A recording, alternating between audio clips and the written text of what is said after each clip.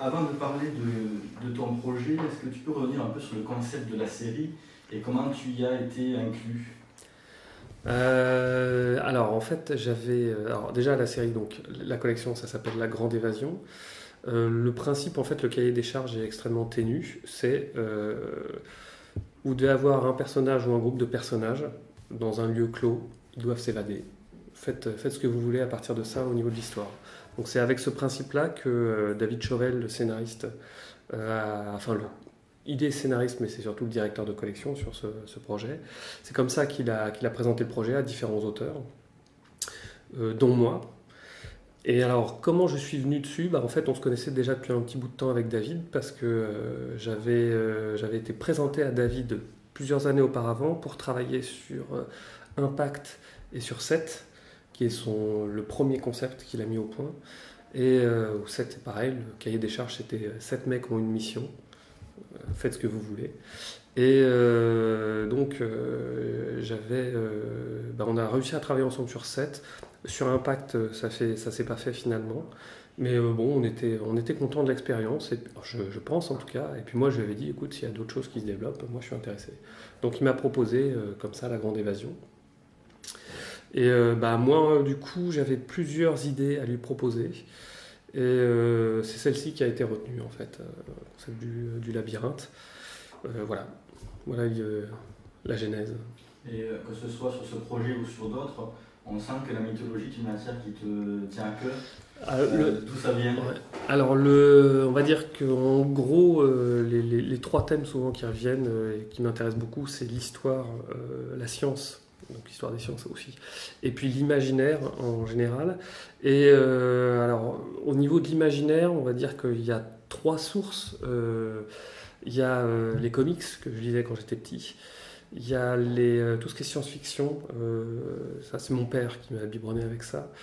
Et puis la troisième source, c'est la mythologie, et notamment d'abord la mythologie grecque, et puis ensuite toutes les mythologies. En fait, ça a commencé par un livre, un gros livre, grand format chez Nathan, sur la mythologie grecque qu'on m'a offert. J'avais moins de 10 ans, et j'avais vraiment adoré. Et du coup, je me souviens, j'ai encore la collection à la maison, elle est dans mon salon. J'ai commencé à collectionner d'autres livres du même format, de la même collection, sur la mythologie arabe, la mythologie russe, la mythologie indienne, voilà ce genre de choses. Et effectivement, oui, les légendes, les mythes, ça m'intéresse beaucoup. Curieusement, la Bible, par exemple, ou l'histoire du judaïsme, je m'y étais pas beaucoup intéressé avant, parce que là, pour moi, ça faisait partie d'une certaine manière du quotidien. J'allais au catéchisme et tout, je trouvais pas ça très excitant, pas très nouveau. Et maintenant je m'y mets aussi. Pour moi aussi, c'est une mythologie qui est intéressante. Mais voilà, tout ça fait que effectivement, je m'intéresse à ce thème-là. Sur le labyrinthe, tu joues pas mal sur les rythmes, les ruptures, avec l'alternance de combats, de planches qui sont plus contemplatives, Ouais. d'autres plus riches en texte et en révélation de l'histoire. Est-ce que cette façon de travailler le scénario s'est imposée à toi dès le départ? Ouais. Oui. Alors après, moi, j'ai affiné ma technique de scénario en lisant, en essayant de tenir compte des retours que j'avais sur mon propre travail, notamment au niveau de la compréhension, parce que j'ai tendance à faire des choses qui sont très denses et donc parfois un peu compliquées. Et je sais que là, cet album-là, il est assez dense, mais je crois qu'il est assez fluide.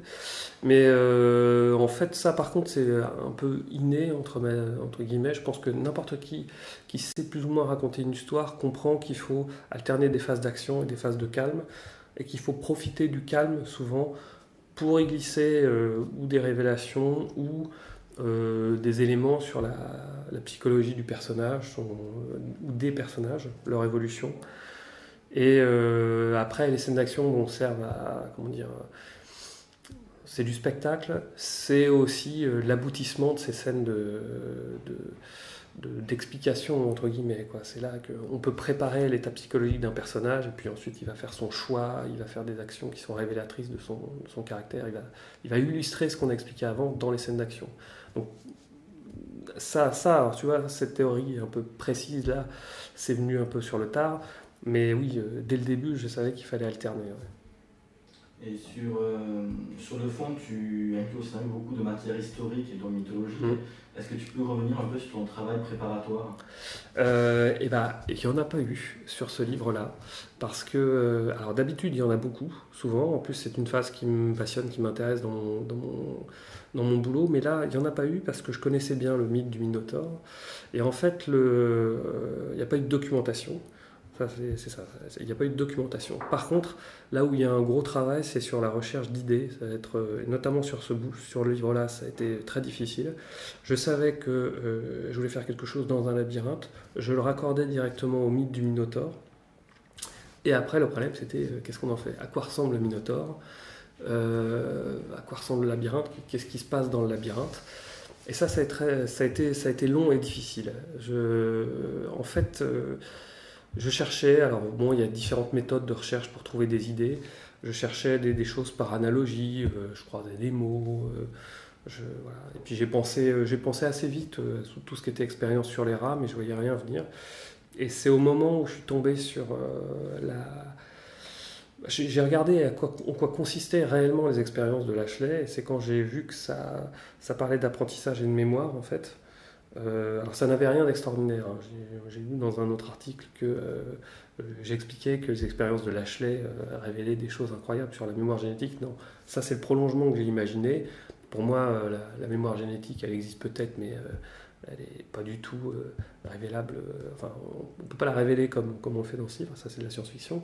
Mais Lashley a vraiment fait des expériences sur les capacités cognitives des rats. Et c'est en découvrant ça que je me suis dit, tiens, qu'est-ce que je peux faire avec la mémoire? Il y a peut-être un truc à faire.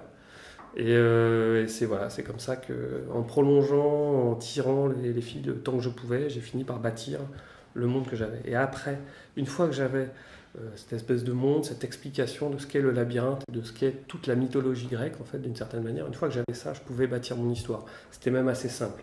C'est parce qu'ensuite, on rythme les révélations, on fait une espèce d'explication progressive de ce que c'est. Et puis bon, à côté de ça, il faut tisser une intrigue qui est quand même liée au thème, quoi. La mémoire, l'héritage, ce qu'on hérite en termes de caractère ou pas. Donc voilà, c'est de ça que ça parlait. Et l'image du labyrinthe, c'est aussi un peu un puzzle à reconstruire pour le lecteur. Tu vois, c'est essentiel que le lecteur soit aussi actif parce que, donc, tu le disais, c'est assez dense quand même. Ouais, tout à fait. Ouais. Et donc, il ne se laisse pas juste se porter, mais qu'il doit aussi se rôle actif. Alors, en fait, ça, c'est plus un effet secondaire de mon travail. C'est pas. Moi, si je pouvais juste donner l'impression au lecteur qu'il a été super intelligent et qu'il a tout compris, sans lui faire d'efforts, je serais très heureux. Le problème, en fait, c'est que. Alors là, c'était pas prévu et ça l'est jamais dans mes bandes dessinées. Moi, j'ai un problème avec le format des BD franco-belges actuels, c'est que je trouve que c'est trop court. Le fait qu'on a 54 pages, on peut mettre en général que 8 cases par page pour laisser s'exprimer le dessin. Et puis il y a aussi des habitudes de lecture, d'édition. Du coup, en fait, moi je trouve que les bandes dessinées franco-belges en moyenne, elles se lisent trop vite. Et souvent je suis très frustré. Donc, en fait, moi je préfère faire quelque chose de très riche. Et du coup, ça implique effectivement un rôle actif du lecteur parce qu'il faut ralentir son rythme de lecture quand on lit une BD comme Le Labyrinthe. Je pense pas que ça soit compliqué, je pense qu'il faut prendre un peu plus de temps. Mais parfois revenir, ça, voilà, c'est des choses que j'assume tout à fait. Il y a des lecteurs que ça ennuie, il y en a d'autres qui sont contents de pouvoir le faire parce que parfois j'attends mon but. Je sais que sur La Licorne, et je crois que sur Le Labyrinthe c'est un peu pareil, j'attends mon but, c'est-à-dire que les gens me disent c'est plus long à lire, c'est peut-être un peu plus difficile, mais au moins on en a pour notre argent. Et c'est ça que je veux entendre. Je veux entendre des gens qui me disent qu'ils sont contents à la fin et surtout qu'ils n'ont pas payé 15 € pour torcher en 15 minutes un bouquin. Voilà, ça me fait plaisir. Et est-ce qu'il était facile pour toi de jouer avec un nombre aussi important de personnages? Parce que du coup, la densité aussi au niveau des personnages. Alors en fait, j'avais sur Le Labyrinthe, je voulais pas faire par exemple 7 était très difficile à gérer parce que 7 personnages c'est très dur. Là, si on doit vraiment utiliser chaque personnage, on a beaucoup de mal à leur donner de l'importance et tout. Le seul, à mon avis, dans la collection qui avait vraiment très bien fait, c'était Erol. Là, je me suis dit, je ne refais pas la même erreur. Enfin, c'est pas une erreur, c'était le concept qui était comme ça. Il y avait des moyens de se débrouiller. Bon, sur cette prisonnière, j'étais pas très satisfait de la manière dont j'avais géré la chose. Je m'étais dit, là, pareil, c'est un groupe de personnes, je réduis. Donc je me concentre sur 4 personnages. Et à la limite, j'ai même une héroïne, et les autres restent quand même des personnages secondaires. Donc ça reste difficile à gérer, surtout en, je sais plus, c'est 54 ou 62 pages, c'est 62 pages je crois. Même en 62 pages, 4 personnages, c'est quand même difficile. Mais c'est beaucoup plus simple que 7. Et puis c'est beaucoup plus simple quand on a un vrai personnage central qui est le moteur de l'histoire et qui découvre des choses. Et le huis clos que tu instaures dès le début, est-ce que tu as aussi ce moyen de faire naître la tension Ah oui, oui, tout à fait. Ouais, ouais. Moi, je suis partisan. Il ne faut pas être aussi bourrin et simpliste, mais c'est la méthode Joel Silver, le gros producteur de blockbuster, qui en gros, dès la première scène, bute quelqu'un ou fait exploser quelque chose. Je pense qu'il faut quand même rentrer dans l'histoire le plus vite possible. Ça, c'est pareil. J'hérite ça aussi de théories du scénario que j'ai lues, mais avec lesquelles je suis d'accord. Je pense qu'il faut rentrer très très vite dans le vif du sujet. Donc c'est pour ça que j'essaie. Je veux pas expédier les choses. Parfois l'exposition ça peut être très intéressant, mais là sur cette histoire-là, je m'étais dit allons-y quoi. C'est une histoire qui parle de personnes qui sont enfermées, enfermons-les le plus vite possible dans le labyrinthe. Et du coup, donc il y a un climat de paranoïa qui s'instaure. Et les personnages se trouvent donc habités de doute sur le rôle de chacun, qui est qui. Et cette façon de mettre à mal les certitudes aussi, c'était un but. Ah oui, tout à fait. Bah, de toute façon, un groupe, et c'est ce que disent certains personnages qui ont cette expertise, et c'est vrai, hein, c'est une réalité, un groupe soumis au stress, enfermé, c'est forcément des personnages qui explosent et qui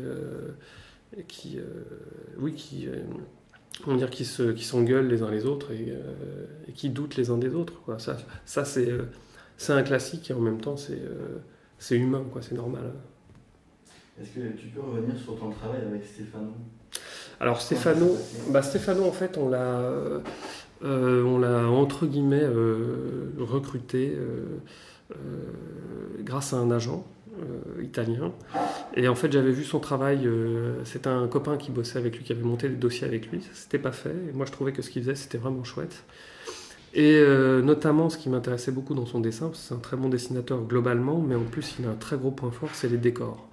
Et une fois que j'avais bâti l'univers et que j'avais un peu en tête le décor, le labyrinthe en fait, et ce qu'il allait y avoir dedans, je m'étais dit, il faut à tout prix un dessinateur qui n'ait pas peur de faire des très beaux décors, des demi-pages, voire des pages pleines, bourrées de détails et d'architecture. Et il était fait pour ça, parce qu'en plus il donne des cours d'architecture, je crois, dans son école. Donc on l'a recruté comme ça. Et après, le travail il s'est fait de manière naturelle, comme avec n'importe quel autre dessinateur, c'est-à-dire moi je fournis un découpage, la plupart du temps il est complet sur tout le livre. Là j'avais fourni je crois une bonne moitié, puis la suite de la trame, et j'ai fourni la deuxième moitié quelques semaines ou quelques mois plus tard. Et en gros on attend les boards, puis on travaille beaucoup sur les boards, on échange beaucoup. Et une fois que les boards sont validés, là ça roule, souvent les pages tombent, on dit ouais, c'est beau, mais voilà. Et son dessin est donc aussi très cinématographique, il y a des plongées, des comptes plongées, et donc tu en parlais, la richesse du détail. Ça rajoute aussi, avec la densité du scénario, un petit côté oppressant aussi. Est-ce que c'était... Alors peut-être. Non, c'était pas forcément voulu l'effet, mais je sais qu'effectivement les détails plus les pavés de texte peuvent parfois oppresser le lecteur et oppresser le regard. Ça, je l'ai vu à mon grand regret sur d'autres bandes dessinées que j'ai faites. Et là, par contre, non, c'était pas forcément voulu, mais effectivement, quand je réalisais la BD, je me disais que tout allait bien. Donc je pense que en fait, ça marche bien dans cet univers-là, effectivement. Par contre, c'est des choses auxquelles il faut faire attention quand on est dans une BD plus contemplative, évidemment. Il ne faut pas faire pareil les personnages. Là, ça se tient plus quand même, le scénario, ça l'accompagne. Tout à fait. Donc pour finir, est-ce que tu penses que ce type de série, concept un peu, que développe Delcourt, est un peu un moyen de lutter contre l'érosion un peu du marché de la BD ? Alors oui, définitivement. Malheureusement, je ne suis pas sûr que ça puisse continuer très longtemps. On voit bien que de toute façon, il y a une érosion des ventes qui continue, même sur les concepts. Malheureusement. Moi, je trouve que ça reste... en fait, ça reste quand même chouette. Voilà. Commercialement, bon, c'est intéressant et tant mieux, il faut parce qu'on est bien obligé de vivre. Pour le lecteur, je pense que ça reste intéressant parce qu'il est sur ce genre de concept, il n'est pas obligé d'acheter tous les bouquins. Il choisit ceux qui l'intéressent. Puis voilà. Et d'ailleurs, il y a des différences de vente entre les différents tomes des concepts. Et pour les auteurs, c'est vraiment chouette. Autant être franc, c'est quand même pas trop mal payé, et ça compte. Et puis surtout, artistiquement, c'est vachement intéressant. Parce que le cahier des charges, il est ridicule. Il y a un challenge, ce qui est intéressant artistiquement, et en même temps, une vraie liberté. Moi, quand on me dit un groupe de mecs est enfermé, trouve une histoire, sachant qu'en plus, il y a d'autres personnes qui planchent sur le même sujet, il y a une émulation. On dit, tiens, une histoire d'évasion, j'y avais pas pensé. En plus, souvent, on est nombreux à être des amateurs de genre, et c'est comme ça qu'on définit le genre. Il y a une petite charte, un petit cahier des charges. Donc là, on est dans le genre survival, évasion. Très bien, j'en avais pas fait, content de le faire. Et puis, en plus, il y a l'émulation des autres, plus une certaine liberté. Quel thème je vais trouver? Il y a peut-être quelqu'un qui fait déjà du space opéra, mais moi, je vais essayer de trouver autre chose. Donc, je trouve ça vraiment chouette. Là, il y a des liens entre les scénaristes, est-ce que vous discutez entre vous de ce qui Alors non, mais moi j'avais demandé très clairement à David quelles étaient les autres idées, parce que je voulais pas... voilà, de toute façon, il m'aurait dit, écoute là, ce genre de thème est déjà pris. Et puis j'ai demandé très régulièrement, je lis très régulièrement les scénarios qu'il édite, parce que de toute façon ça m'intéresse. Et dans ce type de collection, je trouve ça vraiment très marrant. Voilà.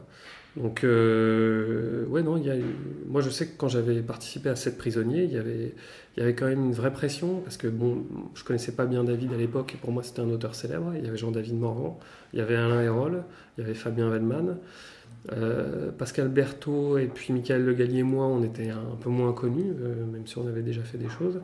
Donc je pense que les deux autres étaient un peu comme moi, ils avaient la pression aussi, quoi. Voilà. Très bien, mais je te remercie. Mais c'est moi.